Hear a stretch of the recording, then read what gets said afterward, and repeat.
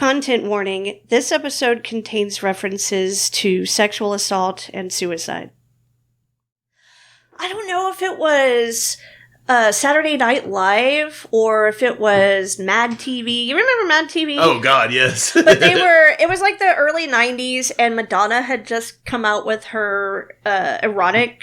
Album, erotica, yeah. So they did a parody of that song. And, like, you know, whoever it was, like, dressed up like Madonna, all, like, dancing around and stuff. And the only line I remember from this parody song that they were doing was, "I'm a gay man trapped in a woman's body." And I remember thinking to myself at the time, I must have been, like, maybe 10 years old or something. I remember thinking to myself, yeah, that sounds cool. I want to be a gay man trapped in a woman's body. So the first boy I had a crush on turned out to be gay, which I should have fucking known because he was a raver and really into Lords of Acid. Well, that's like half the people that hung out at my house. And his nickname was Spooge. And then the second person that I had a huge crush on in high school, we thought was female at the time, but later, when we were adults, he finally told everyone he was actually a man and decided to transition as such. Oh, so that's, kind of putting a little dent in my bisexual credit there when, like, you know, I think I have this crush on this, like, really cool weeby chick, and it turns out, no, that's actually a dude. Yeah, whenever I was younger, I think I might have been about, oh God, how old was I? I think I was 12. And there was this dude that I went to school with named Victor. And, he was like the first kid in our grade that like dyed his hair red, some sort of like wild color. And he hung out with, he was in a band, they were called Fizz. The name of the band was supposed to be Jizz. But they just changed it to Fizz because, they were in 6th grade. They were in 6th grade and trying to start a band named Jizz. Yeah, but no, it was Fizz. So all the little demo tapes they made all said Fizz on there. But yeah, it was Jizz. I bet their moms made them change it or something. Probably. There was this dude named Paul that was in my grade. And he had catchphrases. So one of his catchphrases was like, "Dude, what the hell's your fucking problem?" And then another one of his catchphrases was like, "That's my job." And so sometimes he would mix them together and be like, "Dude, what the hell's your fucking job?" So like, he'd just be like super stoned. And we were at the zoo, we ate some acid, and it was a 6th grade trip. We always, it was a Whittier middle school tradition. Everyone took acid before the 6th grade zoo trip. What the fuck? That's what made it the 6th grade zoo trip. Okay. So anyway, it was just funny because like, I remember like, he just kind of had this little wacky look on his face. And we're like walking around, and he's like, "Dude, what's your job?" I was like, what? I don't know why it just cracked me up so hard. No, but anyway, so the bass player in Fizz, like, Victor. So like, they played like a high school. No, it was middle school. They played like a middle school dance in Ardmore, Oklahoma. Yeah. And so I went up there with them, and like, I was just, just having fun, on a little trip.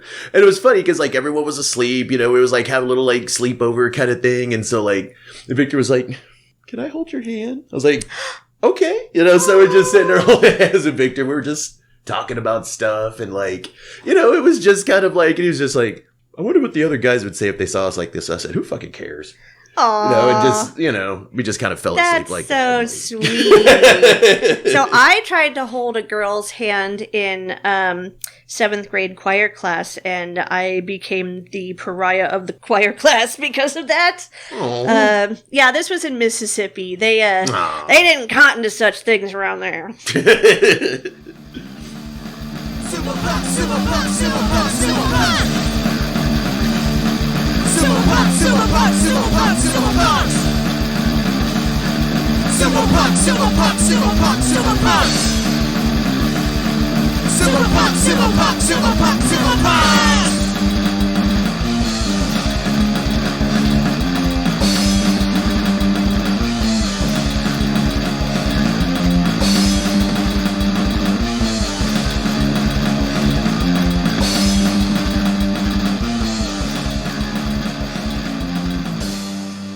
My name is Sabrina, and I am a buxomly bodacious, basically benevolent bisexual.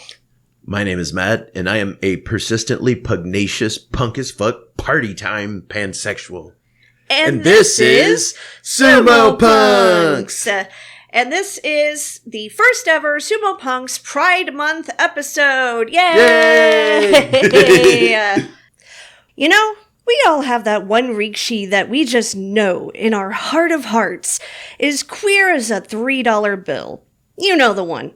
And we know that there are probably very few people who know that rikishi's true identity because being of the queer persuasion still isn't fully accepted by Japanese society. So no one can really blame them for avoiding what might be a career-ending catastrophe caused by them coming out. But what about amateur/international sumo wrestlers? Here in the U.S. amateur sumo scene, there appears to be quite an abundance of out and proud Sumotori from across the queer spectrum. Many believe it's part of what makes U.S. sumo so unique and appealing. Unlike some other martial arts with more toxic atmospheres, you can be yourself and not really have to worry about being harassed about it. Well, for the most part, but we'll get into that. So how does Sumo Punx celebrate Pride Month? By spending all month hanging out with some of the most kick-ass queer Sumotori to ever grace the dojo, of course. And now we're giving you a chance to meet these audacious and vivacious folks, putting the queer community in the sumo spotlight. We hope you enjoy!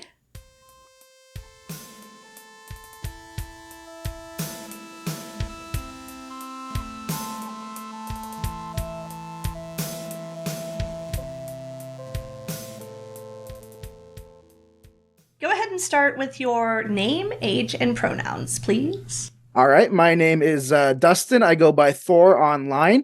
I am a 28-year-old who goes by he, him. I am firmly a heavyweight. Same.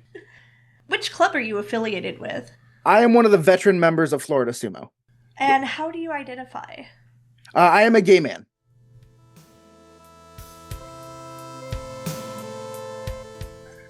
James Grammer. I just turned 33. Pronouns are he, him. And how do you identify within, like, the queer community?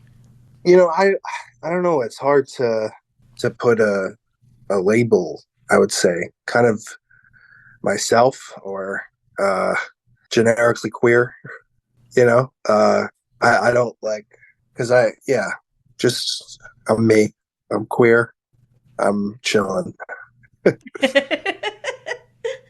I feel you. I like that. I'm me, I'm queer, I'm chilling. That's essentially kind of like my... If you want to be a dick about it, I guess I could say I'm just an equal opportunity slut. Yeah. Yeah, similar for me. I am cisgender. My partner is non-binary, AMAB, but kind of similar experience for myself, I would say, just never too choosy. Yeah. Indeed. And which sumo club are you affiliated with? The New York Sumo Baya, which we mostly meet these days in Queens, like Gantry Park, Corona Park, sometimes at my apartment, but we do Brooklyn as well. And some of the videos I've seen of the living room practices, I've always been like super intrigued by the living room practice. Like, oh, that's so badass. Yeah, like the dojo set up in the living room of the apartment. Thank you. Yeah, it does. People like that. I've had to sacrifice, some couches, walls. I don't know if I'm getting back my security deposit. I have a few cracks. But yeah, it's worked out pretty well. There's some like hazards though, because like in the wintertime, there's like a radiator by the window. So it's like if you get pushed out on that side, that's like the lava pit, So it's extra incentive, be more defensive. Right. I can't remember. I was watching something on Sumo Primetime where like one of the guys they were interviewing was like, oh, you have to imagine that if you get pushed out of the dojo, you're falling off a cliff or something. So it makes that easier. There's like real burn hazards or like there's like stairs on one side, you know.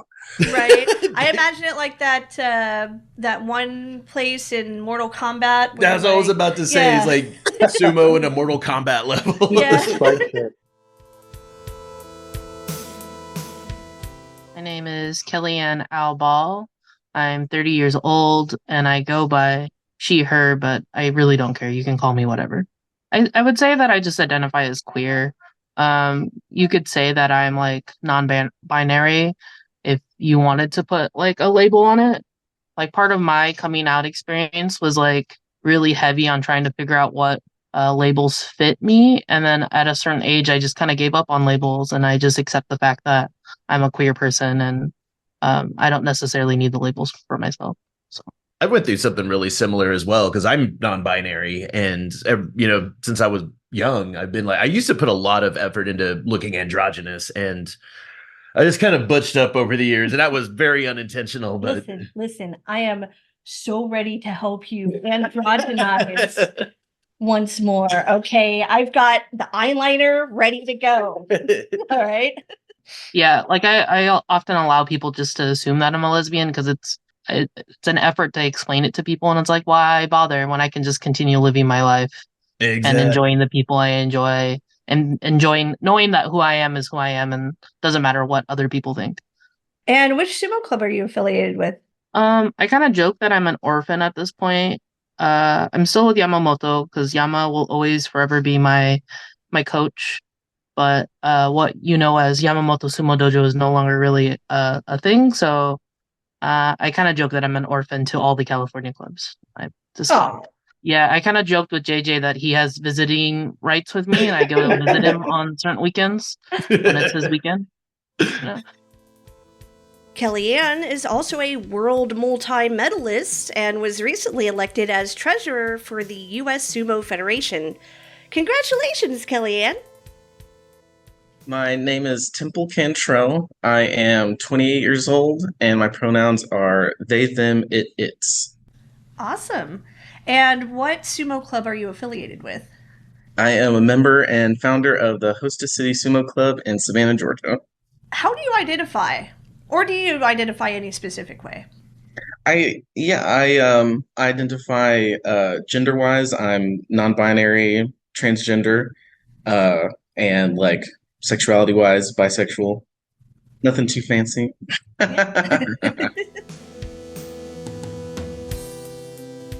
Let me go ahead and get your name, age, and pronouns, please. Got it. My name is Christina Griffin Jones. My age is 36. I'll be 37 this year.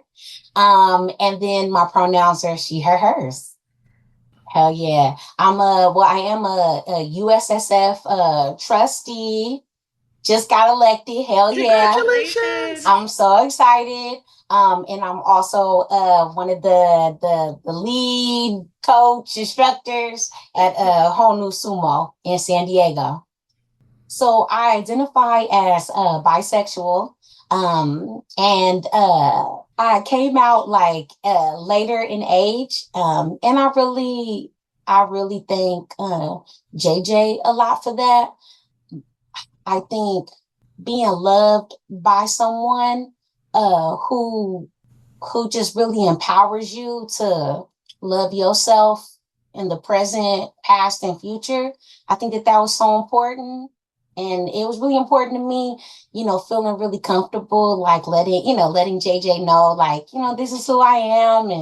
And I really appreciate him and his support. And, giving me space to like mourn the bi person that I always was, but that I was really hard and mean on myself. I'm somebody who is still healing and growing from biphobia and queerphobia. It took another friend of mine to really model for me and encourage me to research and look for like other people who were like married or in relationships, with cis men, and that you still were bi enough. And or then like I straight appearing relationships. yeah. And then too, it was like I got hella dragged and called out by one of my bi homies. I was like, yeah, but I don't, I was like, but I'm monogamous, I'm in a monogamous relationship. And she was like, Christina, like, shut up. Like, of course. Like, what do you think that bi people are out here doing? But that was again my biphobia. Yeah, That that's a it big was, one. That's a and big stereotype for I sure. mean the things that get told about us as bi folks, right? Y'all can't figure it out. Y'all can't make up y'all mind. This, that, and it's just like, whoa. That's one of the reasons that I started saying, a long time ago when I came out that I was pansexual because of all the biphobia. And to me, it was, at the time, I was like, I saw what bisexual people had to put up with, especially bisexual women. That's bullshit.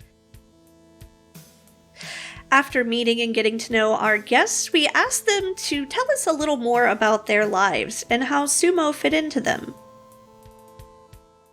You did mention you have a husband. Yes. How does your husband feel about you doing sumo? It's a double-edged sword for him because he loves that I'm doing something active and I'm part of like a community, because I was a bit of a shut-in before sumo. Like, I didn't really leave my house. I didn't do much. I just basically played Minecraft all day and Twitch streamed. So other than that, I wasn't doing much. So I found this thing that made me happy. It allowed me to go out and meet people, allowed me to be more physically active. But then on the other hand, he hates that every single practice I come home injured. Aww. Yeah, he's like one of those doting husband types. And so it's like every single time I come home with a new injury, he gives Corn the business because it's usually Corn's fault. Sabrina is just always like I'll hurt my knee. She's like, hurry up and ice your knee and get out there and do more Shiko. So my local community, unfortunately here in Orlando, there really isn't a big LGBT bar scene. I mean, there is, but if you're a bear like myself, there's really isn't a spot for you. There is District Dive, which has essentially been moved over to a new bar called Stiffy's, but that bar is very, very tiny. It's very narrow. It's a whole thing. And when your clientele is mostly bears, that's a bit of an issue. Yeah. Yeah. And then the other one, it's just not a great bar. I'm not going to say the name, but it's just not a great bar. So those are really our only two haunts. I can't really get around to meet a lot of the local LGBT scene. So, can't really discuss sumo with the local LGBT scene if you can't really meet them. True. I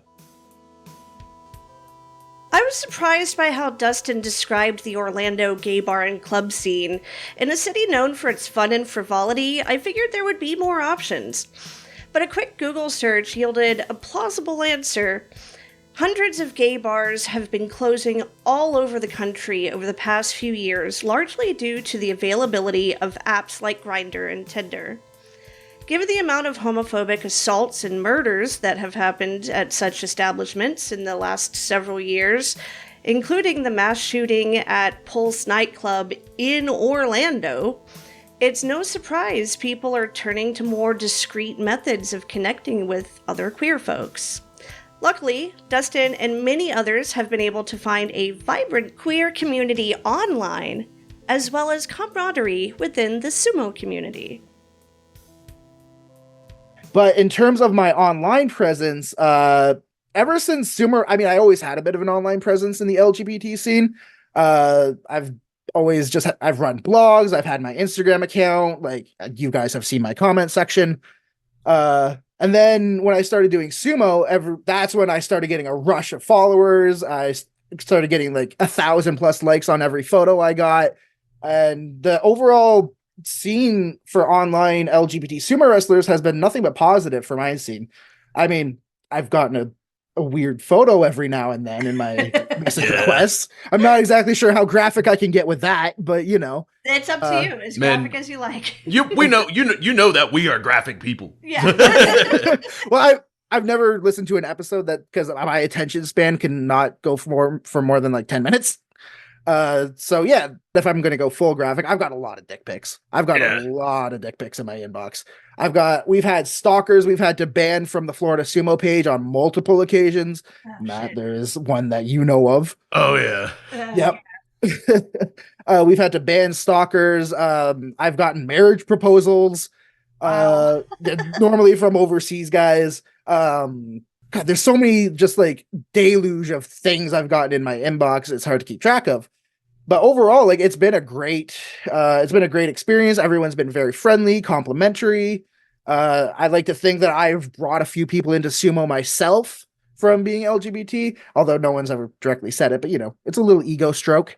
Nice. But other than that, yeah, no, the online LGBT community for sumo wrestling has been nothing but great, especially with the Rainbow Dojo, which is a group chat that is all LGBT Sumotori. Were you the one that started that? I was. Nice. Okay, we were wondering, we're like, what is the genesis of this group chat? Yeah. So actually, Korn was the one who gave me the idea for it. So we were talking, and he was like, "Hey, do you know of any other LGBT people who like might want to get into sumo?" Because he wanted to recruit through me. I was like, "Not really. I don't know anyone in the local area that would want to join Florida Sumo Kiko, where everyone's beating up on each other." But then he was like, "Yeah, well, why don't we make like a big push to try and recruit them?" And I was like, "How about I do something else?" And I start this group chat where we just bring all the LGBT sumo wrestlers together, and we can kind of make like this pocket alliance in the whole sumo scene. Yes. The queer contingent of the U.S.S.F. Exactly. Nice.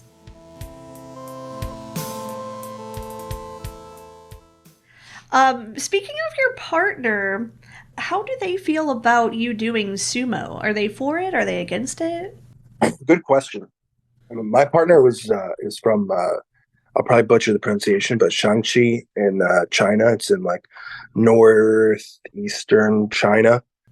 From a martial arts family, though, like their dad was really into some kind of like northern style kung fu that I'm not sure of the name of.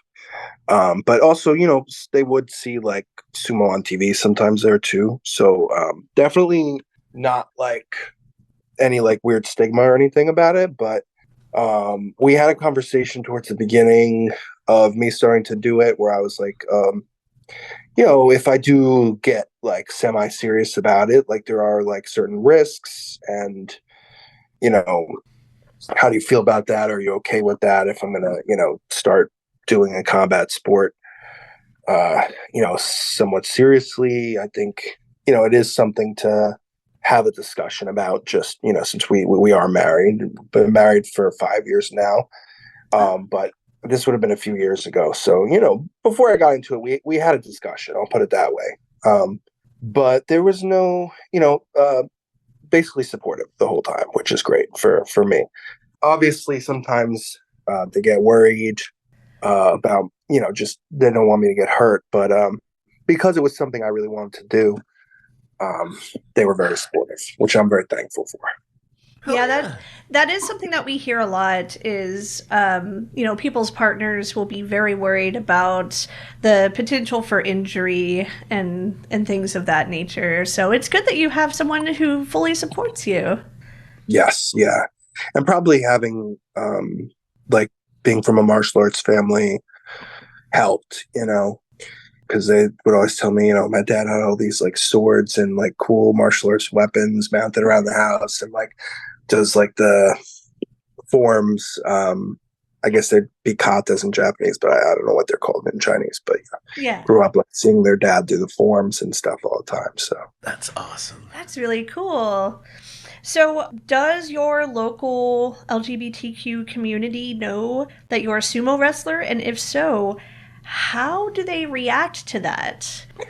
See, that question was interesting to me when you sent me them ahead of time, because I realized, oh no, they don't. They have no idea. Like, I have no connection between my club and the local LGBT community. So that's probably something to explore in the future for me. Definitely, I know there's like a bar that does a lot of drag events pretty close to my house.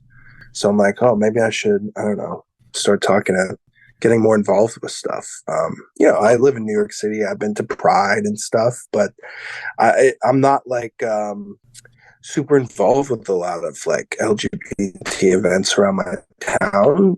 Well, I live in Queens, but yeah, it's definitely something in the future that I'm going to do more of because you asked that question. So thanks for that. No problem. No problem at all. Hopefully, you can recruit some strong new Sumotori from that community. Oh yeah, I do. We do have a lot of LGBT members in the club. I will say that. Oh, really? A couple. Yeah, we have a couple more. So yeah, just we don't do a lot of like events, like LGBT events or mixers or anything like that. But there is stuff like that going on around me. So hopefully in the future we could do that.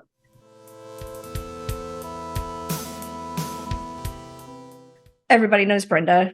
Brenda's the best. You did just mention that she helped you get into sumo. Yeah.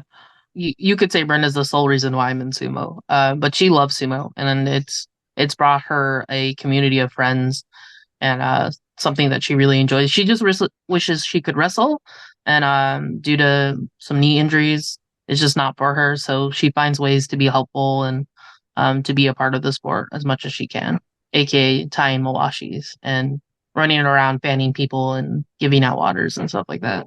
See, this is why Brenda's the best. She's like exactly what we need in sumo is like this awesome support person. Yeah, she's a great cheerleader. Hell yeah. I wouldn't say I'm part of a LGBT community locally. I mean, we do have our, as I refer to it, the gay chat of sumo wrestlers. That's pretty much part of my community. And I mean, they're mostly sumo wrestlers, so nothing but love from them. And then I think most of the people within my community are just excited that I found something that I enjoy and are cheering me on from the sideline. So you don't get any like shocked reactions like, oh, sumo, I didn't even know that was a thing, or, I mean, some of that, yeah, for sure. I think that comes with anybody who's like, oh, sumo wrestling. And a lot of people, I think I'm joking. And I don't like bragging about myself. So if I'm ever with Christina, shout out to Christina Jones, she'll go up to anybody and she'll be like, have you met Kellyanne Ball? She's second in the world. And I'm like, Christina, stop it.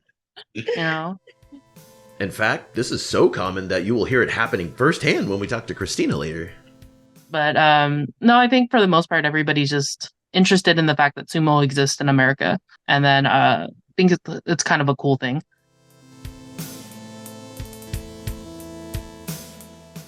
I do have a partner. I have a long-term boyfriend who he's not really a sports guy, but he is very supportive of me doing sumo. He'll ask me about it, like, oh, how was sumo today? He'll see me off some mornings, Yeah. He'll ask about it. If I tell him I'm watching, like, oh, I'm catching up on the tournament this month, he'll be like, is your boy winning? Are your favorite boys winning? He's sort of, he supports it. And I think really his only like concern is like maybe me, getting hurt, of course. Mm-hmm. But, he's never tried to discourage me from doing it on that basis. He's been very, very sweet about it. He doesn't he doesn't get into it, but like because sports just aren't really his thing. Yeah. But as much as someone who's not into sports can get into something like that. What's hilarious is Sabrina has always been like anti-sports. So it's funny how just like a couple of years later, she's like, I was like, did you want me to put it on this TV show or did you want me to put it on sumo? She's like, put it on sumo. And then we're sitting there for like a few minutes. She just looks up and she goes, fuck you for making me like a sport. And it really like sometimes I'll be watching the tournament and I will like feel like people who are watching the Super Bowl. Like I literally will like leap up and be like, ah!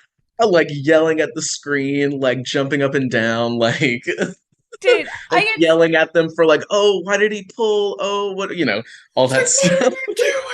I get so surprised at myself sometimes for the reactions that I have. It's like, I'm not the one in there doing that in the dohyo. Why am I so excited? I don't know these people. Oh man. But who are your boys? Who do you like? My current favorite, like I really love Hirarumi. I'm We do obsessed with Hirado too. Umi. And Oh especially my because he's god. like any small fry, as someone who I'm only 5'3", so any small fry in sumo, I'm automatically like on his side, basically.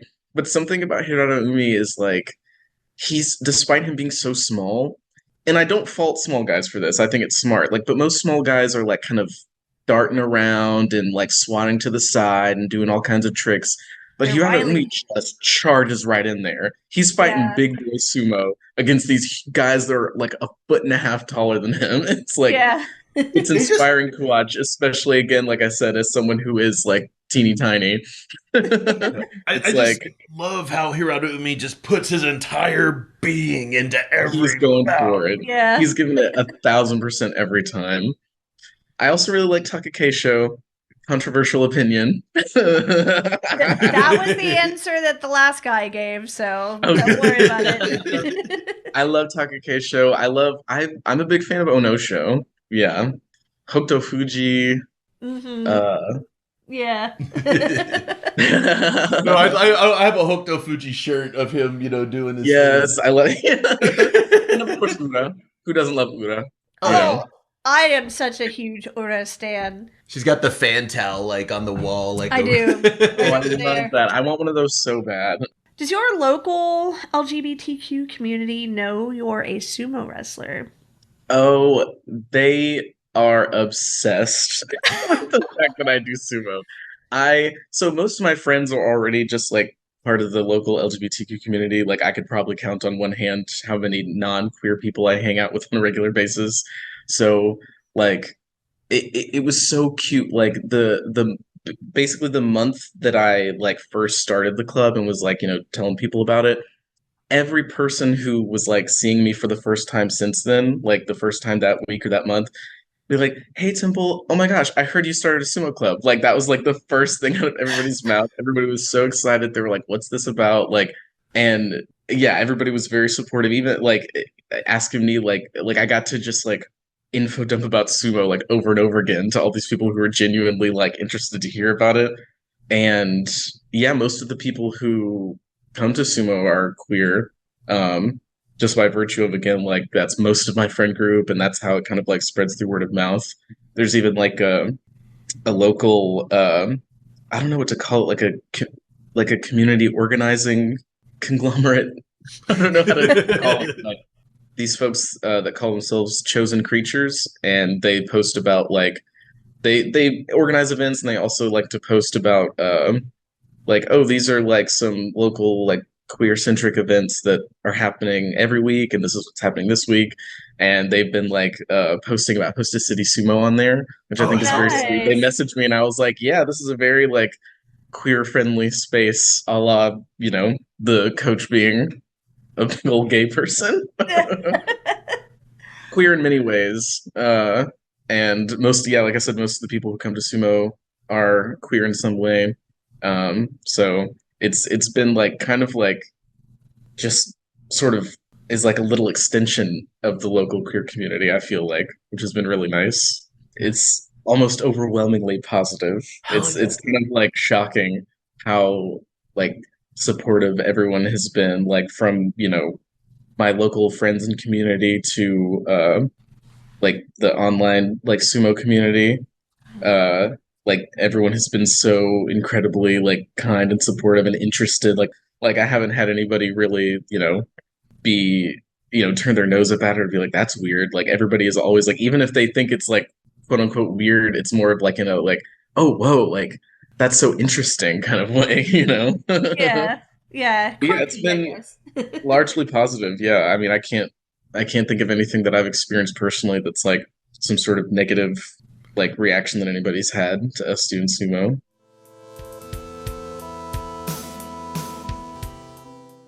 I'm not sure what level of engagement you have with your local queer community, but Mhm. do they know that you do sumo? And if so, what do they think about it? They do know that I do sumo. And I invite folks to come through. And they're, surprised. I definitely want to do like more outreach to get more people to come through, but it they also when other queer folks do come through to the practice, they are often really surprised on how welcoming the sport is, and how conscious we are about that.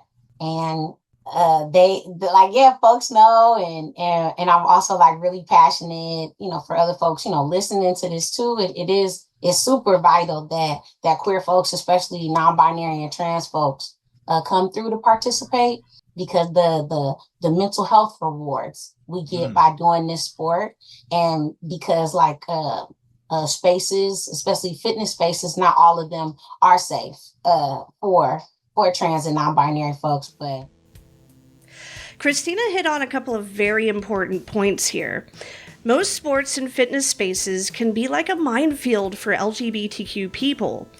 That's why the citizens of San Diego, California are so lucky to have Honu Sumo, the club that Christina runs with her partner JJ.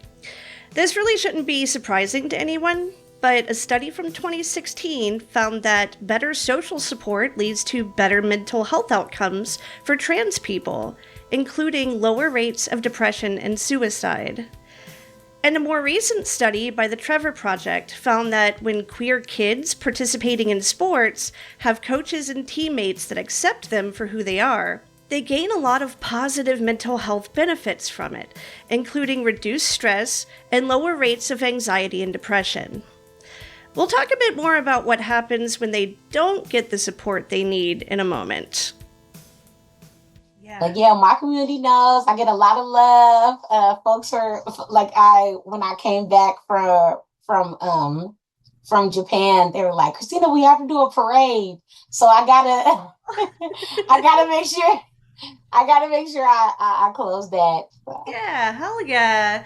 No, what you said about queer folks coming into the sumo community and being surprised about seeing how open and welcoming it is, that really hits a nerve with me, because that was my experience too. My whole life I was like, I hate sports. I don't want anything to do with sports. Sports are stupid. They're full of patriotic chud, or patriarchal chuds. Patriotic too, but that part.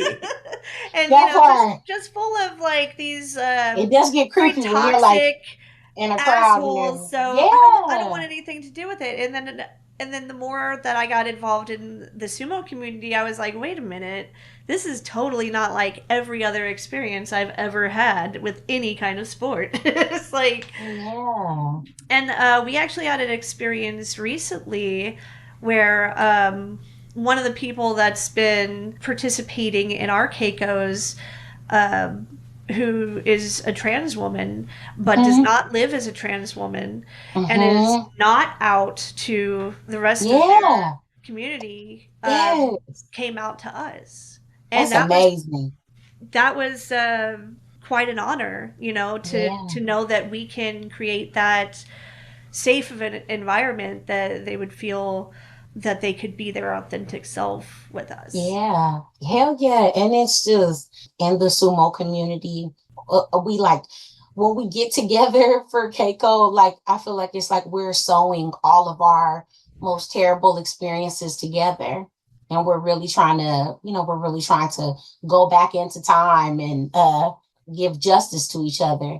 Friend of mine and coworker, Tanya, I really appreciate her because she talks about how our job as adults is to put our little kid self on our backs and to take care of them and protect them. And when we stand up for ourselves, it's showing them love and how giving them the protection they maybe didn't have. Come on. When you were a kid. Exactly. Yeah. Exactly. The Outsport Project was a 2019 European study which surveyed queer people across the continent, and it found that we still have some work to do in eradicating anti-LGBTQ harassment and violence, whether it's coming from sports fans, coaches, or other sports participants. 90% of queer athletes consider homophobia, and in particular transphobia, to currently be a problem in the sports they participate in.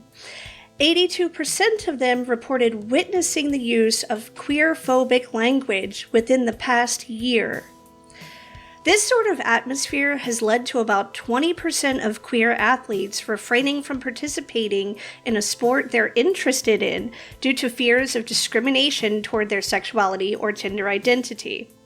For queer kids, it's even worse. A recent study by the Trevor Project on Queer Youth and Mental Health found that 2/3 of queer kids avoid participating in sports altogether, citing fear of bullying and harassment. One respondent is quoted as saying, "I never hated sports, but I hated how I was treated by kids and adults who played sports." The fears that queer folks have are far from baseless. 16% of queer athletes reported experiencing at least one incident where they were personally a target. Of those, the majority were insults and slurs, while 3 out of 4 reported structural discrimination, meaning the sports they participated in had organizational frameworks which made it difficult for them to participate because of their queer identity. Of those who reported experiencing queerphobic violence, 1 in 5 said that they had experienced physical violence. About half of these experiences are coming directly from their own teammates or other members of the sport they participate in. And for trans people in particular, far more of these negative incidents are coming from their own coaches. Despite all this, only 8% of respondents who had experienced queerphobic harassment and/or violence ever reported the incidents, many stating that they didn't know who to contact when things like that happened. This sort of atmosphere has led to about 1 in every 20 queer athletes eventually quitting their sports entirely. And if you're thinking to yourself, why should I care? I'm not queer. Let them figure it out for themselves. Well, first of all, I'm surprised you're still even listening. And second, homophobia doesn't just hurt queer folks. For example, many listeners may have heard of the many cisgender women, that's women who identify with the gender they were assigned at birth, who have gotten harassed in public locker rooms, dressing rooms, and bathrooms across the US because some nosy weirdo was just absolutely sure that they knew what was in that woman's pants. But somehow it gets even worse than that. A 2019 study found that children who experience general bullying are 2.6 times more likely than non-bullied kids to attempt suicide. However, straight kids who are specifically experiencing homophobic bullying, for example, a little boy being called the F-slur even though he's really into girls, were found to be 3.1 times more likely to attempt suicide than non-bullied children. With all the negativity queer people face in sports in general, it's actually kind of surprising that sumo, in the US at least, seems to be a welcoming refuge for the queer community. Hell, there are even multiple queer people in leadership roles at the highest levels of the U.S. Sumo Federation, as well as multiple world medalists. Even outside of the LGBTQIA plus sumo experience, most people overall find it to be a much less toxic environment than a lot of other martial arts or combat sports. Recently, however, there have been some issues cropping up. We'll get into that later on. Until then, we asked our guests to tell us a bit more about their experiences as queer Sumotori and why they think the US sumo community is so unique. Up until recently in the big blowout, my experience has been nothing but positive. I've never heard a slur from anyone. I've never been judged for being gay. I've been able to bring Josh to sumo practices and nothing has ever been said to me. I've never had an issue with it. It's never been brought up or anything like that. So it's been overwhelmingly positive until the recent issues started coming out about this specific trustee, you're saying? Yeah, exactly. The only issue, and I say issue with very light air quotes, is just people not knowing things, like being ignorant to what LGBT means or like the cultures behind that. And that's just a simple, hey, there's this thing you should be aware of, and that solves the issue.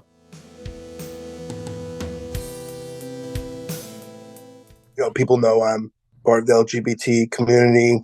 A lot of people have met Mo, my partner, through like nationals or like last year.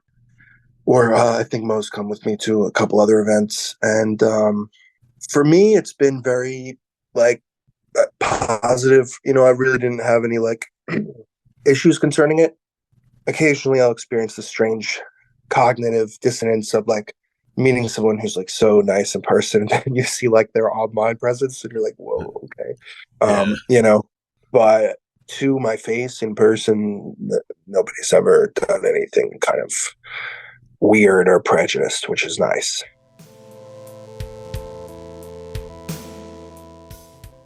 I would say 99% positive.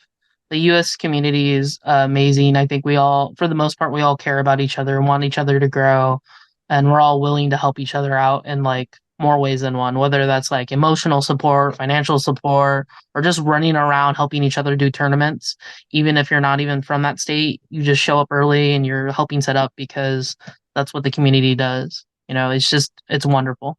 Yeah, no, it's very supportive, especially, as we mentioned earlier, as far as sports go, and especially combat sports, it seems to be more supportive than most, like less chuds, let's say. Yeah. What is it that you think makes the sumo community so much more accepting than some other combat sports? I think it's because we are such a niche sport and like some people kind of joke around that like people who do sumo are usually mostly a bunch of nerds and they're nerds from different communities and we just kind of you're kind of forced to be more accepting because you're not from a like popular sector, I guess, of the click culture, right?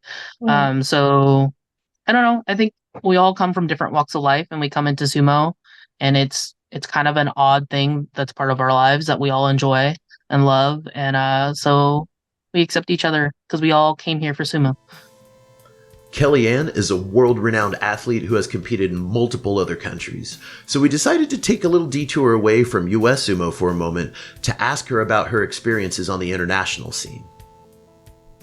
When you did go to the World Combat Games in Saudi Arabia, there was the issue of not being able to bring your partner with you, specifically because it could cause some pretty severe issues for you in that country.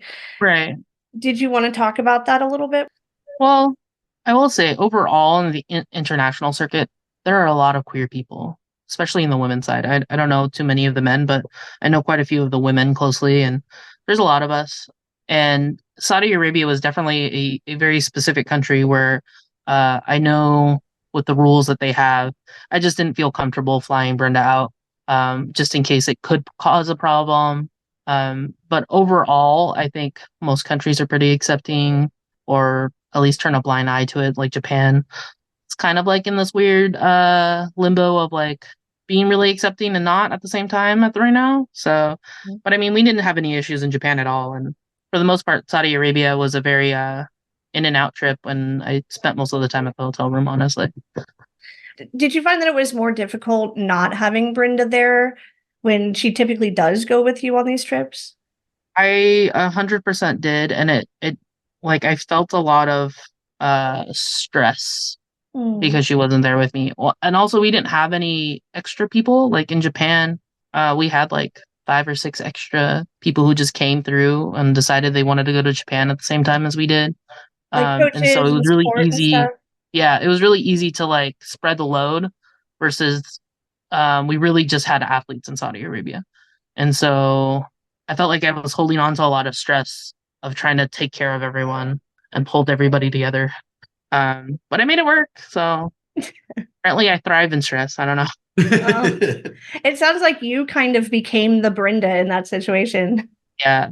I'm coming to realize as my like personally, I have a really hard time like helping with something and not feeling like it is my project. And in terms of like the reward to risk ratio of like if everything goes wrong, it's also my fault because I took it help with it. If everything goes right, then it's also my, you know what I mean? So I felt a little bit of that in Saudi. I was like, I have to help everyone, but it's okay. Everything worked out. Yeah, but I mean, you got a silver medal out of it, so I'd say it worked out pretty good. Better than anything most of us expected, honestly. So Yeah.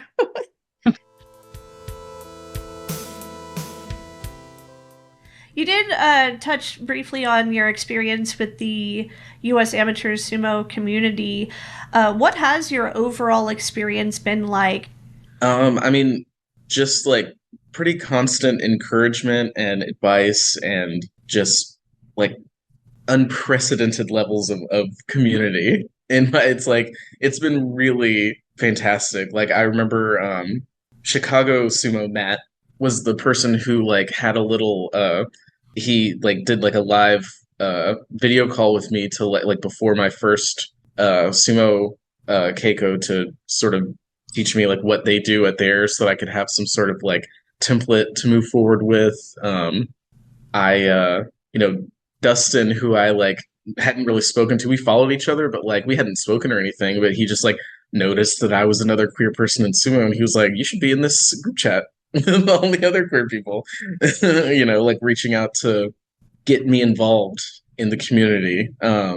Hardiman from Black Dragon Baya was, you know, messaging me, was like, oh my god, I didn't know that there was even a club in Savannah until now. Like, we should all of us in this area should get together. You, us, the Raijin boys, like the Alabama boys, like we should all like get together and have a big keiko together. And like everybody's just so like excited for each other. You know, it's not like, you know, of course we're each other's competition, so to speak, when it comes to like an actual tournament. But like, at least in my experience so far, it doesn't seem like anybody's being like cagey about like, oh, this is what we do at Keiko, or this is how we made our dohyo, or this is like, you know, the different like exercises that we do, any of that stuff. It's like it's been completely the opposite. Just like anything you need, you know, come to us and we'll help. Like, you know, any advice you Going need. out of their way to make Yeah, sure that exactly. you know you have support. Yes, exactly. Know you have support, and everybody wants all of amateur sumo to do well. You know, it's a very like, you know, they're not seeing it as like, well, this is my club and I want us to do well. It's like everybody very much seems to have the attitude that they want all of amateur sumo to thrive, and they know that to do that they have to like have each other's backs and support each other, and they really follow through on that in my experience.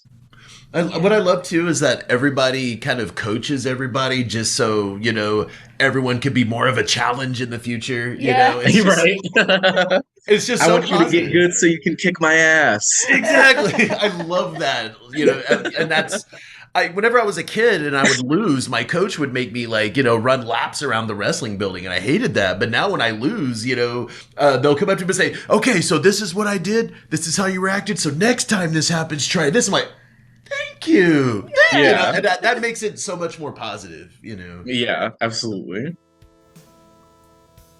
After the interview with Temple, I got to talking to them a little more, and they revealed that they still have yet to compete in an actual sumo tournament. But they're really hoping to do their first one later this year, probably somewhere in the Midwest. I asked which division they planned on competing under, and they said it'll probably be the men's division, since they didn't really feel it would be appropriate to compete under the women's division due to how long they've been doing hormone replacement therapy. Talking to them about their awesome sumo club and their plans to compete made me hopeful for the future of trans athletes. And it also made me think of those who are not happy about trans athletes, or even queer folks in general, participating in the sports of their choice, or even existing at all. I thought about the long road ahead we still have toward queer equality, and I was glad to know we have so many willing to fight by our side when we're not fighting in the dohyo.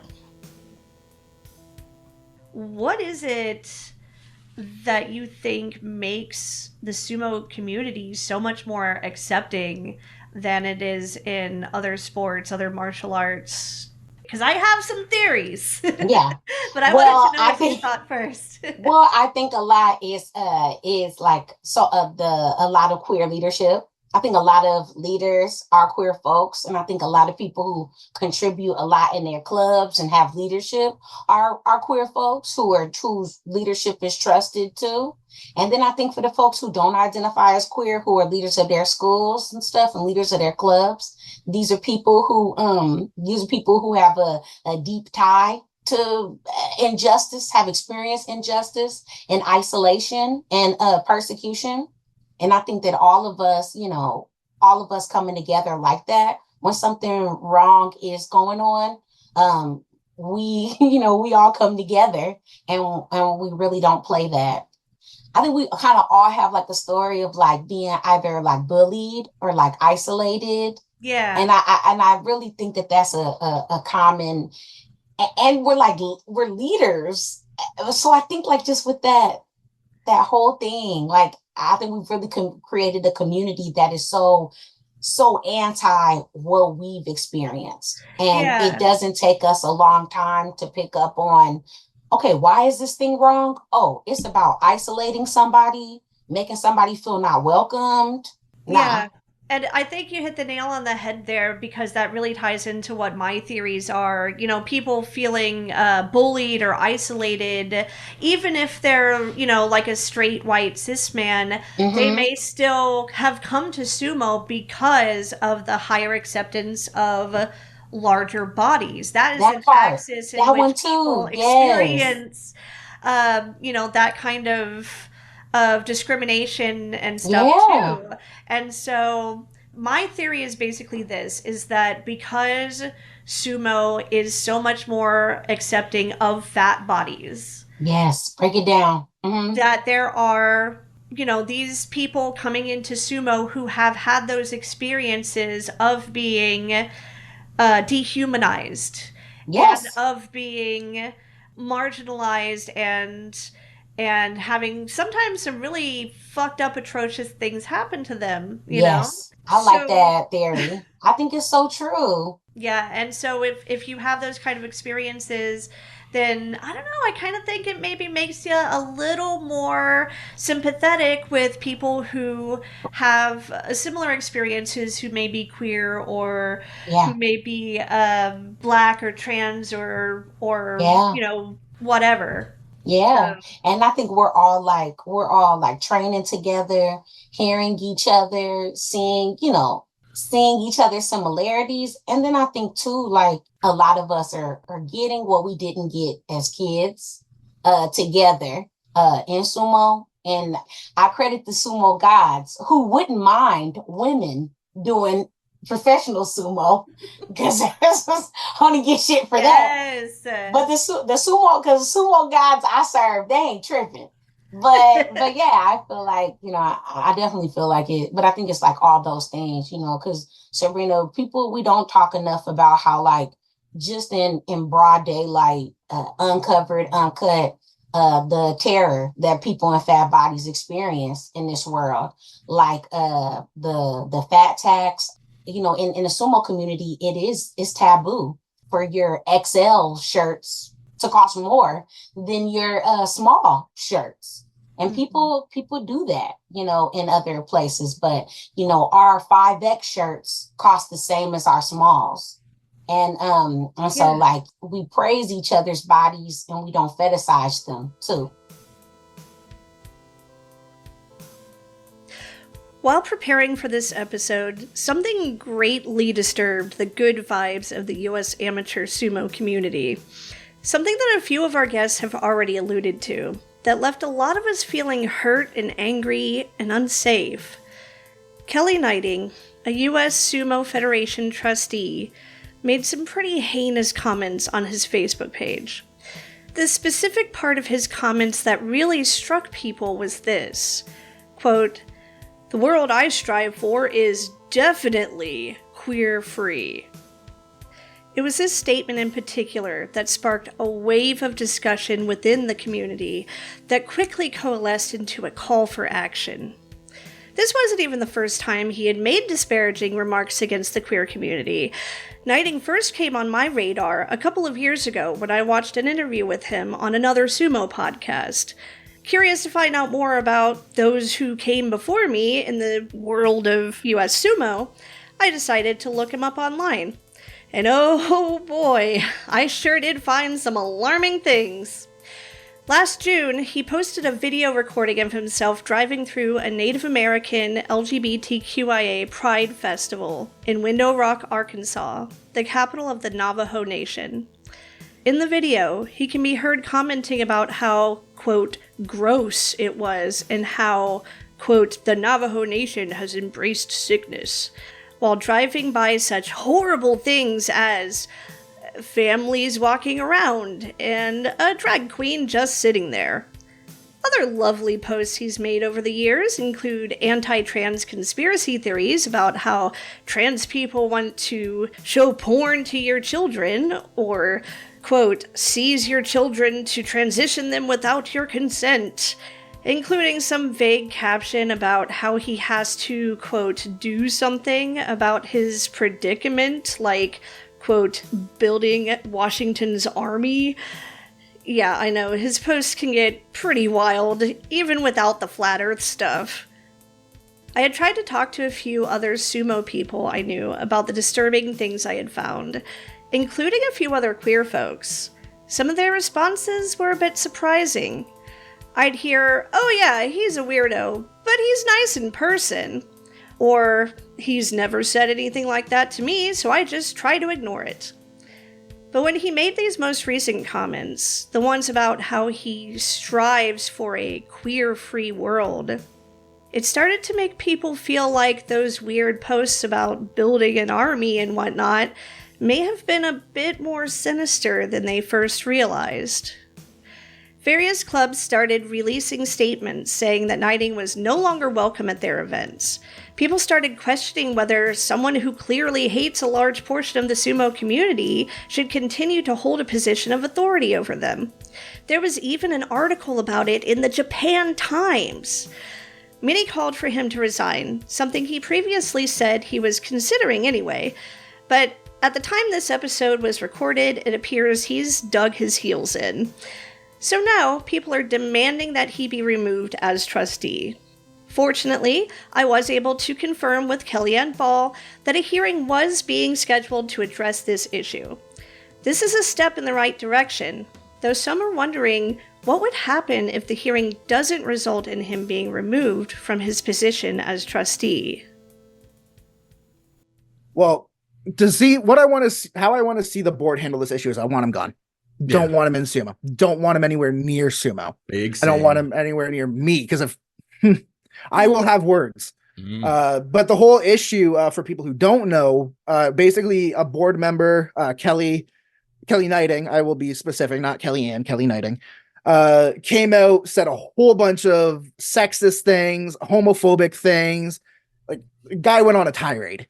But basically, people screenshot it, it got spread around, and now there's going to be a whole investigation on whether he can even stay in the Federation, which I hope not. Same. But my whole opinion of it is I just want him gone. I don't want to deal with him. I don't want to hear from him. I don't want to see him. I don't want him in this Federation. I don't want him touching this Federation. And I have a very strong opinion on that. Were you the one who put out one of the statements declaring that he's banned from any Florida Sumo events? Yeah, I banned him myself from Florida Sumo. I made that decision, and Korn backed me up on it. Hell yeah. And then that kind of started a cascade of other clubs and sumo groups banning him as well. And then there were questions of like, well, can you really technically do this? But like, if you say we don't want you here, what's he gonna do? Show up out of spite? Yeah. I mean, whatever venue we decide to hold a tournament at, we can have security get rid of him with no repercussion to ourselves. Whether the U.S.S.F has rules against it, I don't know. But I know legally we should not have an issue kicking him out if he shows up to a tournament where he is not welcome. Right. What do you think would happen if he doesn't end up getting removed from the Federation? We will lose a lot of LGBT athletes. We will. Because it will erode any faith that's left in the Federation to be gone. Already we're standing on one pillar that's supposed to be held by 5, essentially, in terms of faith in the U.S.S.F. And if nothing is done and Kelly's allowed to stay, that last pillar will fall, and we will lose LGBT athletes. And there that's are not quite a something I'm few of willing them. to. There is quite a few, and that's not something I'm willing to stand. Nope. Do you think a lot of people are going to start pushing back even harder if he does end up being allowed to stay? Do you Absolutely. think people are just going to start, they're just going to wash their hands of the whole thing? Like, which way do you think it would be more likely to go? Well, there's things to be said for both sides. Definitely from what I've seen from the initial burst of people disavowing him, I definitely feel like it will not stand and more clubs will ban him outright. Especially if you saw the post from Grand Rapids, I believe it was, where they basically ripped into him and told him like you're not coming here. I believe Portland did the same thing as well. Yeah. If that's any indication, I believe that more clubs will follow us and he will essentially be shadow banned from the U.S.S.F.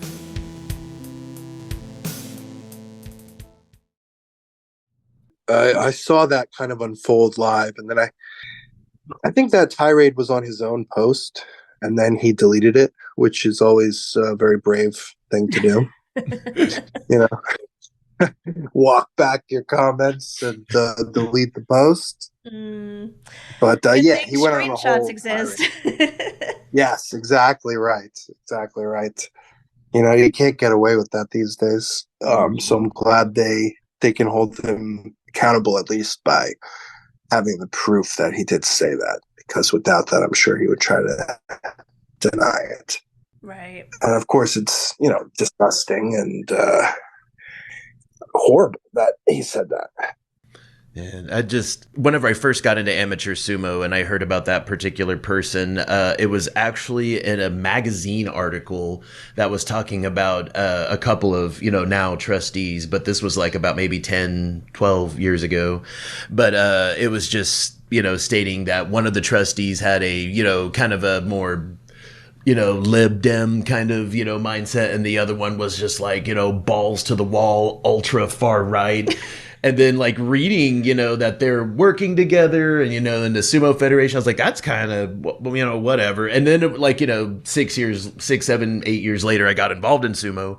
But, at the time it was like, I don't know. I was just kind of like, well, that's kind of weird. Whenever I saw his name pop up again, whenever I was already involved in amateur sumo, and then, seeing some of those attitudes, then seeing other trustees, board members or whatever, just kind of call him on his bullshit. I was like, oh, well, that's cool. But when I saw just how egregiously fucking horrible, the most recent, show, I was like, that's fucked off. I already didn't like that guy, especially given some of the comments that he said about indigenous people and just, kind of his whole deal about how he feels about indigenous people. Now I know that how he feels about queer and indigenous people, like really fucking like infuriates me. Especially, what was that video that he had driving through like a pride, it was like a Pride Festival. on the Navajo res. They call themselves Dene, so I say Dene. Yeah. A pride festival like on the Dene reservation, and that was fucking infuriating. I couldn't even watch the whole clip just because I was just so mad. Yeah. But no, that there is no room for that shit, in sumo, in our federation, and just the human fucking experience. There's no room for that shit. Right. Yeah, I mean, he should just be removed, in my opinion, because like he's just openly expressing prejudices against multiple different groups of people. So like, how you can't allow. Some people have talked about wanting to quit the Federation if there's nothing or not enough done about this particular individual and the potentially harmful influence that he might have. How do you feel about that? Is that something you would consider doing? Is that something you would encourage people to do or not to do? No, because I think at the time this is the path to worlds, and this is kind of the most legit sumo that's you can do right now in the U.S. because of that. So it's like, don't let him have that. We'll probably he's pretty gray and white in the hair. We'll probably outlive him. So we got to outlive. Very good point. No Rikishi can defeat time. So it doesn't really matter what he says. Eventually, the times will change. That's true. That's true. We're always progressing. We're always moving forward, whether certain people like it or not. Time's undefeated. Sin show, you show for time.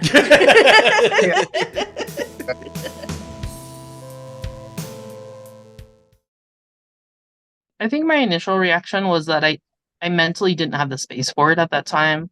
A lot of things were happening at once within the federation, and we were running nationals. It was all like the week before nationals, and so I purposely was ignoring it because I couldn't add one other thing to my shoulders at that moment. But I realized it was really serious, and at the same time, I wasn't really surprised that this specific person made these comments because he has a history of making outlandish comments in general, whether that be about the queer community or not, you know. True. So once it finally sunk in, you weren't really surprised, but were there any other emotions that came up? Did you wonder if it would become as big of an issue as it has? I definitely didn't think it would become an international thing in the sense of like the Japan Times writing about it, and then we have different international federation members are reaching out and asking questions about it. I didn't think it would go to that quite extreme. I knew it was like it's an important issue and it affects a lot of our community members, and therefore it needs to be addressed. But like with anything in politics and in government, there's an amount of procedures we have to work through, and that all takes time because nobody wants to be innocent and go through a very quick process and get thrown out. So we have to go through a step-by-step procedure. That makes total sense. Yeah, even if the evidence is like blatantly right there in front of your face, you do still have to go through that process every time, because you never know when you're gonna think that something's gonna be cut and dry, but it turns out it's not. So Yeah, I support that approach. I know a lot of people have wanted to see more swift justice, but it really is better to take the time to process. Yeah. Ultimately, I'd like to see Kelly either step down or be removed, but like I said, it's a process and it's going to take some time, and things are in gear to go through the process. And I think that's important for people to know that we are taking this seriously, and it is being discussed and talked about. But like any government system, it's a little bit slow. I know we're not the government, but it's the same thing. It's a governing body. A governing body. Yeah. Everything's slow. That's just how it is. Yeah. For good and for bad. Right. So it sounds like your message to the people is basically just, hey, there's things in the works behind the scenes. 100%.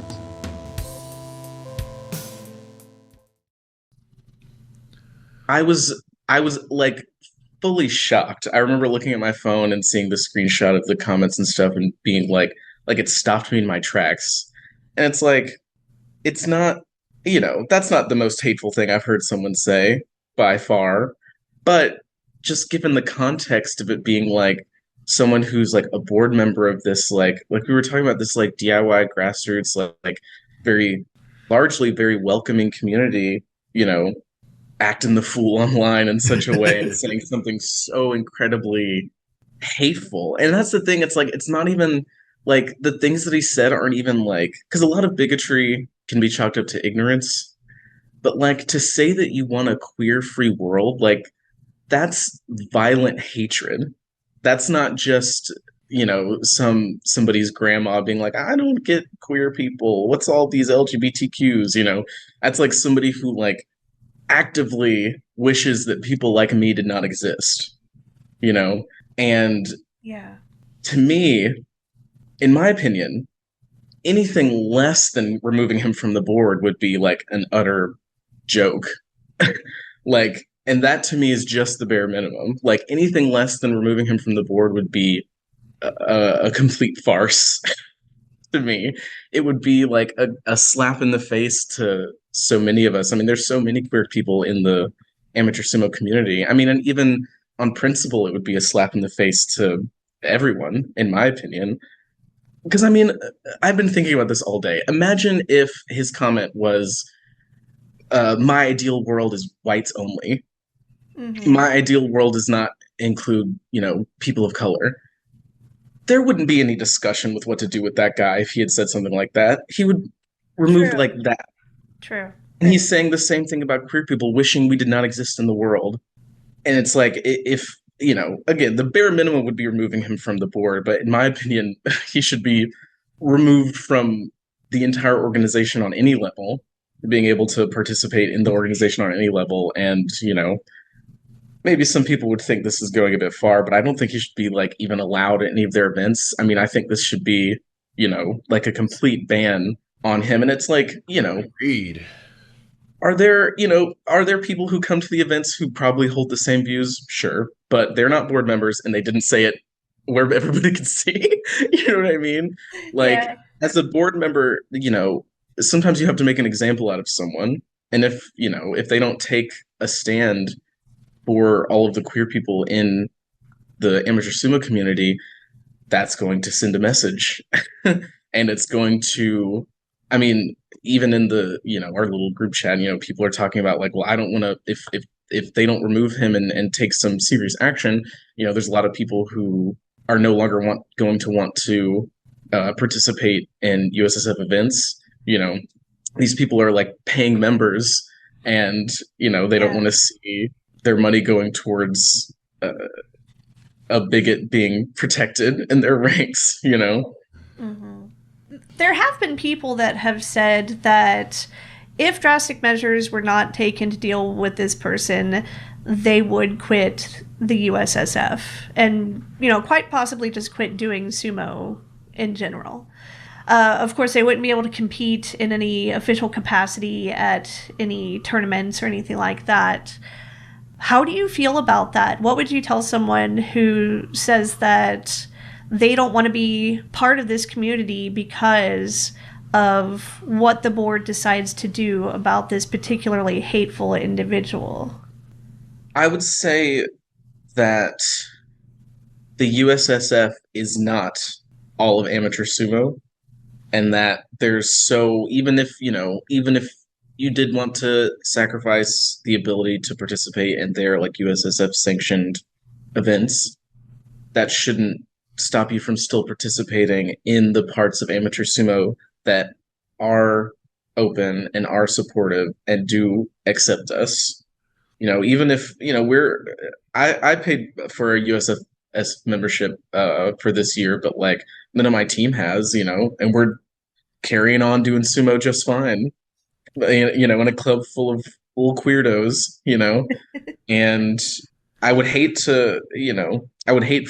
for all those tournaments and things to be missing more queer people, but I certainly wouldn't even try to discourage someone from being like, oh, I'm not going to any U.S.S.F. events. Like, I completely sympathize with wanting to take a stand that way. And of course, if enough people feel that way, then that will send a message to the U.S.S.F. If enough people do that, if enough people who usually are constantly at these events suddenly aren't there anymore, a bunch of people are suddenly not paying their U.S.S.F. membership anymore. Hopefully something like that will send a message, if a message hasn't already been sent clearly enough. Yeah. But yeah, I would have to think about whether or not I would do that. It's something to think about. It's hard to say until we see what happens. It's hard to say how you will feel until you feel it. But I completely sympathize with anybody who would make that decision, or make the decision to no longer attend USSF events. But I would encourage any queer person out there listening to continue with amateur sumo regardless, especially in the face of that, and show them that, we are going to keep sumo queer. And if we have they can't take sumo from us. You can cry from my cold, dead transgender hands. Yeah. And if anything, like, I've heard other people say things like, well, then we'll just go start our own federation with blackjack and hookers. But if there was easier said than done, but not impossible.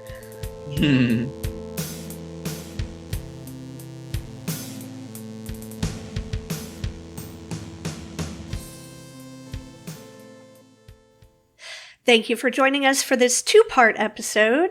In part 2, we're going to talk to our guests more about their experiences in U.S. Amateur Sumo. We'll give you Christina's take on the recent incident with Kelly Knighting and the future of queer folks in sumo. Until then, you know where to find us. We're all over social media, Facebook, Instagram, the Twitters. We have a Redbubble store and a TeePublic store. So if you want a t-shirt or a magnet or a shower curtain. You know, I don't think anybody's bought our shower curtains yet. Oh, I have shower curtain plans. Okay. As long as somebody does. Make sure to rate this episode on whatever podcast listening thing you're listening to us to. It helps other people discover it as well. If you're on YouTube, like and subscribe and all that YouTube stuff. Yeah, the YouTube stuff. And I think that's it. Until next time. Bye.